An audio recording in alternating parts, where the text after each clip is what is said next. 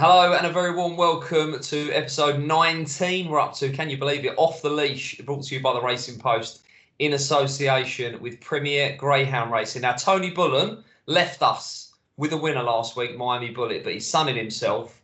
But a very able replacement. Special guest this week, Tom Mumford joins us, Romford expert and pro punter. He didn't really want me to call him a Romford expert, but I'll vouch for him. I know he knows his stuff at London Road. How are you, Tom?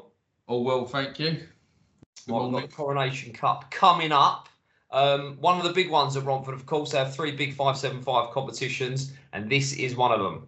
Yes. Yep. Good money, good stake, good entry. Good entry. Right, we'll get on to that because we're going to look back before we look forward. But do, of course, remember to like, comment, and subscribe to our YouTube channel. Loads of good content on there. If you like your golf, your horse racing, your dog racing and your football, the Racing Post is the place for you. So make sure you like, comment and subscribe. Let us know if you've been following all the winners put up on Off the Leash. Right, we're going to look back, as I mentioned before we look forward. And we had the £10,000 3 Steps to Victory final, a tri-distance event, a unique one, heats 480, semis 500, and the final was 660 metres. And Queen Georgia, if she stayed, she looked like a good thing. She got off the front here, Tom, and she was very, very good. No signs of stopping. No, very impressive. Very impressive.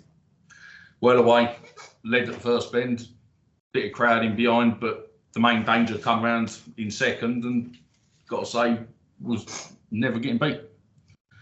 No, you never really know until you get off the front over 6 bends, whether they get home. No, you never. It's always a tricky competition, but to be fair, it stayed better than even I was anticipating. I mean, Savannah Heroes is no mug in his own right and never really laid a glove on her. And Savannah Heroes, Queen Cup winner, the Queen Mother's Cup, sorry. She won 740 Perry Bar, 710 Perry Bar, 740 Hove. Stayed well. Rab's got himself another one. Yeah, unbelievable. I know you, in the past, you've dabbled in a little bit of breeding and ownership yourself, Tom. I mean, like, the level in which they're achieving over 4 and 6 bends is incredible. It's something else. The last couple of litters are something else. If he can replicate that again, he's a genius. He's getting up there in the Nick Sabo mould, doesn't he? Well, Nick Rab will tell you no, but I say to him, look, you what you're doing is... It's the longevity, like the litter after litter is just incredible. It's unbelievable. When you look at, I mean, I was unlucky. Queen Joni went out in the Derby the other day, but apart from that, the whole litter is just exceptional. Everything brilliant he touches at the moment is turning to gold. Absolutely. Good winner there. 38.88 Queen Georgia from track 2. Savannah Heroes, as Tom mentioned. Good yardstick back in second. Did edge a little bit closer from halfway, but still a comfortable winner.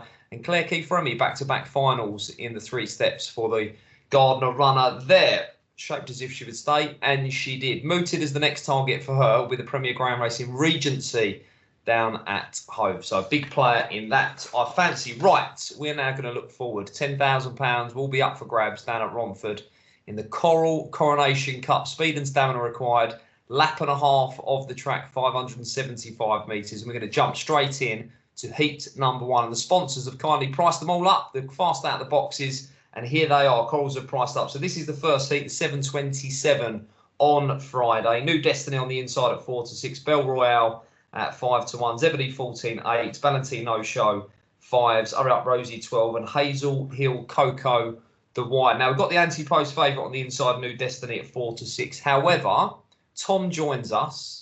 And Tom, of course, will have an in because you're well connected to the Gemma Evans kennel. Tell us about Belle Royale. She's a very quick bitch, but she's yet to quite show she can pass dogs smoothly. She's green for her age. She's still very green in her running. She's got a big engine on her. She can really run. Not ideally drawn in the opening heat. You got class in 1, you got early in 3. A proven performer in 4, but she is a bitch you're going to see a lot of over the next year or so, and maybe over even further. Well, she's got some good clocks on her card. I mean, you dip inside 35 seconds, you can run a bit, and she did that in her trial. Yeah, she's done. That trial was, to be honest, she come over, she did a 23.80 straight off the bed, straight round 400. She went to Toaster, put up a 15.60 for the sprint. The bitch really has got unbelievable pace. It's just putting it all together within a race at the moment. That hasn't quite happened yet. I see no reason why it won't. But you're in with the big boys here, and off the trial, she deserves a chance. And you mentioned the big boys, or the big girl, if you like, New Destiny, on the inside. We're going to have a look at here. Now, we have to go back quite a way to get some winning form over course and distance for New Destiny. But back in January, very impressive over the 5.75 here. In trap 5, 34.86, Golden Palace in 2. And Hurry Up Rosie, who's actually in opposition on Friday night, is also in the race in trap 6. Now, when this bitch cuts loose, Tom, she is a real handful. Yes, I mean, when she first come on the scene, she looked exceptional. She's done some very good runs. It's been a bit on and off, stop-start with her, looking at her card. Her Romford record's not great. I remember they changed the seeding on her, put her middle. I think she's won 1 from 4 at Romford. She's definitely the one to beat. I'm just not quite sure Romford is necessarily her ideal place. But she's head and shoulders form selection within the race. Price is everything. I'll ask you to take your rose-tinted Belle Royale glasses off just for a moment. The 4 to 6, would you be a layer or a player at that price? I'd probably be neither, to be honest. But I wouldn't be getting involved at 4 to 6 myself, even though it's the class selection race. Just the record of 1 from 4. She's done it wrong from the inside a few times, and the first bend over the 5.75 trip, dogs do seem to pinch back on the rail there. If they're not in a good position, it don't work out for you. The wide runners seem to swoop and they seem to jib up on the rail, and she'd be the selection, but I wouldn't want to play at the price. My thoughts exactly. So 2 votes for New Destiny there. I'm going to go with the top as well, but I think more a watching brief. And maybe, if you do like New Destiny, it might be the time to play her Anzi post rather than getting stuck in. Because if she qualifies, you're still going, rather than being all in, trying to win in a heat. Right, we'll move on to heat 2 then, which I think is quite safe to say the race of the round. 7.44 at Romford. Again, lap and a half of the track. Baywatch Bullet on the inside at 5 to 2. Droopy's By a Mile at 12. Mini Bullet at 4. Droopy's Eunice, who's chasing a 4-timer over course and distance, 11 to 10. Dick Turpin, who I'm not sure is going to get home at 16. No. And Deadly Jet, a very interesting runner for Cole Jackson, the Newcastle Raider, in at 7. Where do we start here, Tom? Because there's some very talented runners on show here. So it's very hard to take on the favourite on everything I've seen, to be honest. I know she appeared to tie up last time, but she still won length and a half comfortable. The time before that, it was 3 lengths. She's just a real professional bitch. Early pace, leads corner. Never really string them out in the middle.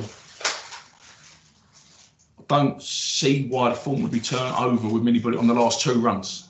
But while you're talking, we'll bring that in, because this was a good run. And as I say, it was a hat-trick landed for Droopy's Eunice, 35.59 on this occasion, which was calculated 20 slow, so 35.39, a fair effort, but she had to be brave at the corner here, Tom, didn't she? Yes, she did. She really fought well at the corner, got across. Once she'd done that move, she really did put the race to bed quickly. I know watching it, you go, oh, there's a few eye catches. I think it was Droopy's By a Mile was in there as well, coming back, and Mini Bullet. But it was never till the last 10 yards you started to go, oh, they're closing in. And so you go on the run before, it was even more convincing. I'd say it's very hard to oppose her. The Baywatch Bullet bitch is running very well, coming at the stake at Crayford. What's the marathon? The Kent St Ledger. Ledger. Yeah. Form's good there, but would you have met anything with the early of Mini Bullet, Eunice, or that along the way? I'm not so sure. I was worried, really. They've come a long way from Newcastle with a 6 dog and had some great form in Ireland. Would need to come on for the trial, but I thought Droopy's Eunice looked pretty straightforward at the prices. Going to be your selection, Tom, to bounce out again? Yeah, it's going to be the selection, yeah. Can't really oppose. Just in good form. Just would say be worried about the Newcastle dog out wide. an unknown quantity, really. Well, I'm going to take you on. I'm going to go with Baywatch Bullet, who's shown plenty of zip. Might have to put the shoulder into turn, but I think could pace up the inside. Not necessarily a Romford type for me. I think this one wants a longer straight to the corner because it's got really good pace. But if the top starts, maybe we could turn over the jolly. So for Tom, it's going to be 1 for me. Right, we move on then to the third heat. No replay for this one, but we'll spin through the pricing. Now, Fabulous Sneak on the inside for this 801. It's likely to go to Trap's favourite. Princess Athena in Trap 2 at 4 to 1, who's been running ever so well for both Tony Collette and, of course, previously for Liz and Ram McNair during the Premier Greyhound Racing Trainers Judgment Night. Untold Panga 9 to 2. Bubbly Ranger is poorly drawn at 16. Aladale Kazoo at 5 to 2. Won the Peter Bussey at Crayford. And Senna Hill Pikachu for Seamus Carhill, the Hove handler, who is a trainer who only ever travels to Romford when they think they're going to be winning. So an interesting runner in the stripe. Seamus has got a really good strike rate at Romford. What are your thoughts, Tom? I thought this was probably the most competitive race in terms of the night. I've actually come up with I'm going to go stick my neck out and go with Untold Panga. I thought this dog showed a lot of early at Toaster in the first round of Derby and was unlucky to find the trouble. Probably would have progressed without the carnage at the corner. Fabulous Sneak's a fast bitch, prone to letting you down at times. Princess Athena's running well, not quite sure it would have the early of 1 or 3. 4's in good form, Bubbly Ranger, but stepping up in trip and really does want the inside, but not the most clinical of breakers. You've got Aladale Kazoo's running very well for Nathan Hunt also, but not quite got his trapping boots at the moment. I'm going to go with 3 just to repeat the run earlier in the year with Brett and Molly, where it hit the front and got gone and was never won well enough, to be fair. I would say that I think he's got a leader's chance at 9 to 2. That would be my selection. A little bit of value there. Perhaps I'm going to be boring and go with the dog with the draw here, the Bitchin 5, Aladale Kazoo. Yeah. I get what you're saying, the trapping boots. I'm just going to take a chance that if she can bring some sort of start, or might do a return anyway, stepping inside. So I'm going to go with Aladale Kazoo for Nathan Hunt, the Peter Bussey Memorial winner. Right, we move on then to Heat 4, and probably I think the most interesting runner on the show here is the runner on the inside. This will be the 8.19 Heat 4, Rancher's Walk for the champion trainer Mark Wallace at 5 to 2, Annual Bono at 11 to 4, Romeo Hotshot at 9 to 4, Bonville Jet 13 to 2, Tremor Rex at 11 to 2, and Underground Roxy at 10 to 1. What did you make of Rancher's Wolf, both a success and a defeat over course and distance, Tom? Done nothing wrong in the maiden victory. Impressive, put a good clock up. Next time out, slow away. Showed a bit of early into the corner, but never got any sort of run. I'd say the form lay somewhere in the middle. The maiden win, I'm not sure the form down to the corner would be that of Anil Bono or Romeo Hotshot, to be honest. I think the dog's got ability, but I'm not sure it's done it at anywhere near the level of 2 or 3 yet at all. Do you think it wants to be on the inside? I'm not sure. Yeah. I'm not sure. I'd say he's a 2 or 3 dog ideally. But I just think it's a big level up from what he's been actually running in this country so far. This is a big step up into what you've got your reliable types in 2 and 3, especially with an unideal draw. I would be against him. There to be shot down, but I'm not sure his form reads like he beat Underground Roxy 7.5, who's in the race as well and running very well. I'm not sure she would beat, I can't see how she would beat 2 or 3 with a clear run. And so on that basis, his form's no real different to what a lot of the others are. So I think 5 to 2 would be a tad underpriced on that form. If I was going to push you for a selection, who are you going to go with? I'll go Romeo Hotshot. I think the switches to Arlo and Hove just to freshen him up and coming back. He's lost his way a little bit, but he's the class within the race. Yeah, I'm exactly the same. I think he might be switched back to Romford, where he wants to be. I think it'll help him out the boxes being down the middle. And I think he can, even if he went round on the shoulder or two, I thought he might have too much middle for Annual Bono. So 2 votes for Romeo Hotshot. Right, we'll move on then to the greyhound who did us a favour here on Off the Leash last week. Tony Bullen put up Miami Bullet, the maiden derby third.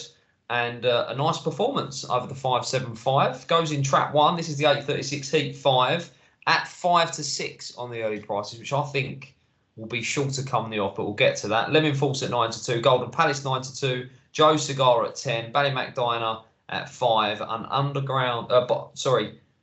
Diner at 5, and Ashwood Bocco at 12 to 1. Right, we'll start with Miami Bullet, who is the odds-on favourite.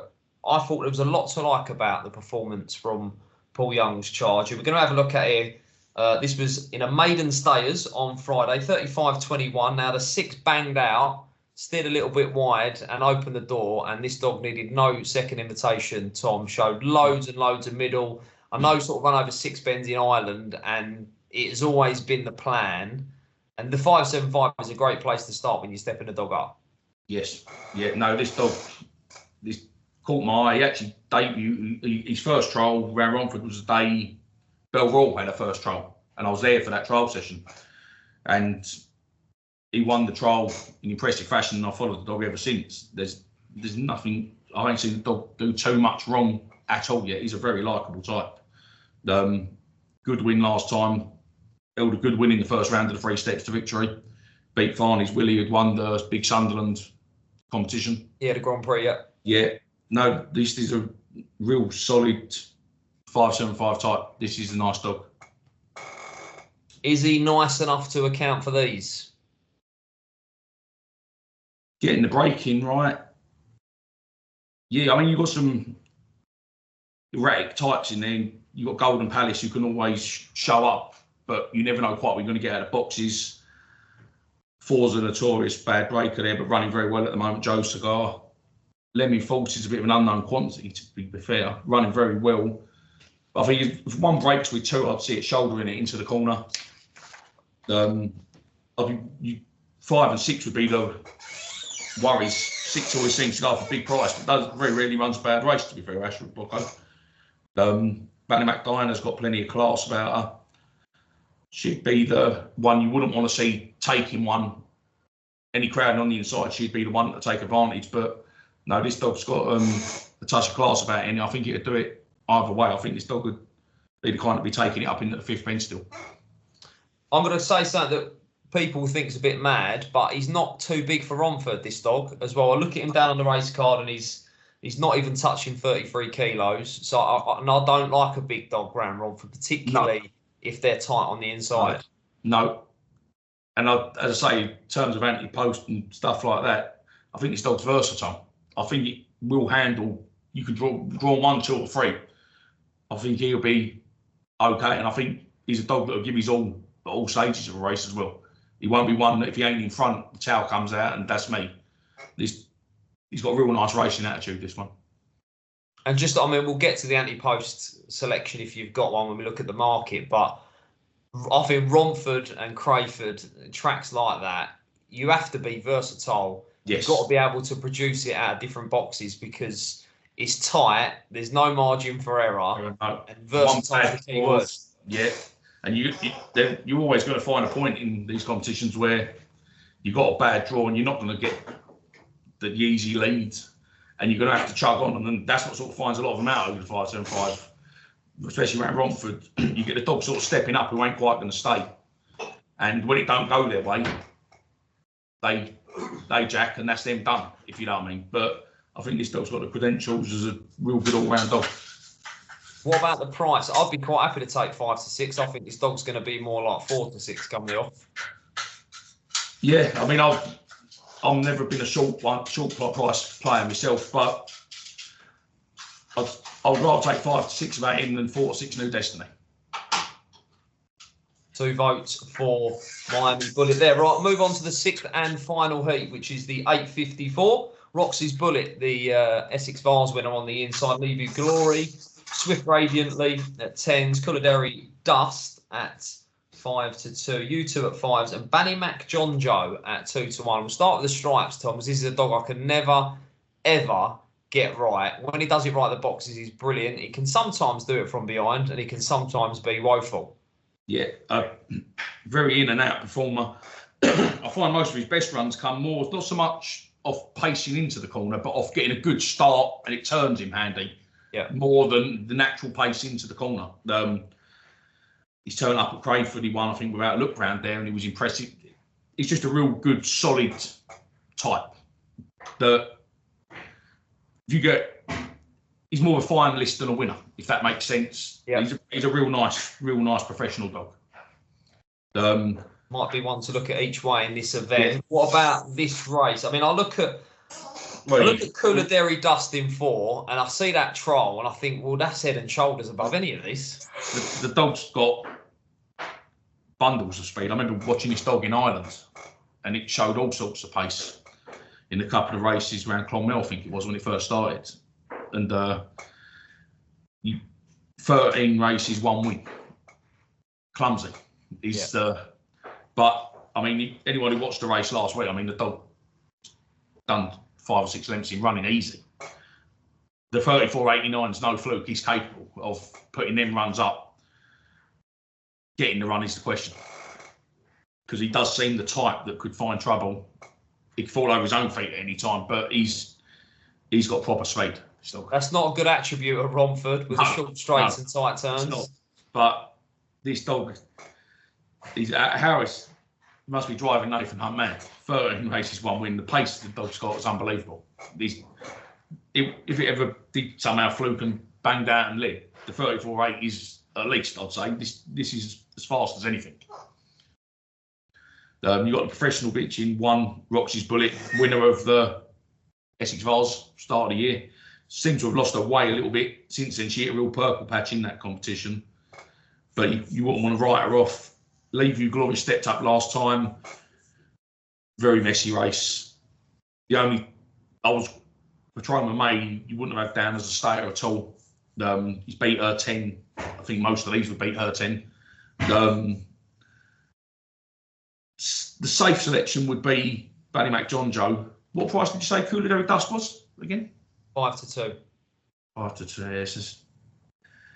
It'd be a toss-up between the two. Not giving much away with that. Nothing away there. 7-2, 9-2, you'd take a chance. Yeah. I'll at the prices, I'd rather take 2-1 John Joe. I think he's more reliable of the two unreliable types at times. I'll just play it safe and go Ballymac John Joe. All right, tentative vote for Ballymac John Joe. It's going to be a tentative vote for Cooler Derry Dust for me as well. Then. Right, let's have a look at the outright market then for the £10,000 Coral Coronation Cup, which kicks off on Friday at Romford. Remember, live on Sky Sports Racing behind the red button. New Destiny at 4-1 heads the market. Miami Bullet at 6 is Droopy's Eunice 8, Baywatch Bullet 12, 16 bar, including Belle Royale. Now, I'm going to nail my colours to the mast very early here, Tom. We've already spoken in depth about this dog. Miami Bullet, very impressed last week. And, you know, it's a 3-round competition. I fancy him strongly to win his heat, which is a third of the way there. And that very, very warm, I think the second heat, you know, could see some of the big names go out there. So I'm quite happy to row in at 6-1. What about yourself? It would be, to be honest, looking at the betting, I'd be a toss-up over Miami and Droopy's Eunice, to be honest. I'd want to be against New Destiny, not on ability or class, just question marks about is she a Romford's bitch necessarily. I think she might be one that could be better ultimately on sort of a 6:30 Monmore Summer Cup type. I mean, let's have it right. Actually, I think she's gone a favourite for every competition she's gone in. She hasn't won one yet. Oh, no, she hasn't. Ability-wise, she's your ability one. I'm going to stick with Droopy's Eunice. I ain't seen it do anything wrong yet in my eyes. One for the locals there, perhaps. Right. No viewers' questions to get stuck into, but we've got a different face, a different voice. and I want to pick the brains of Tom Mumford. Now, we could do a whole show on the difficulties of betting on ground racing in terms of getting on, account closures, restrictions, etc. However, because we've got Tom, I just want to pick your brains, Tom, on your process, how you going about trying to solve a puzzle that is a greyhound racing, because there'll be casual punters watching this video, and you'll of course someone who makes money from betting on ground racing, doing it all the time, every day. I present to you a race, not particularly fussed which track it's at or what grade it is or whatever. Where are you starting? How are you going about solve the puzzle?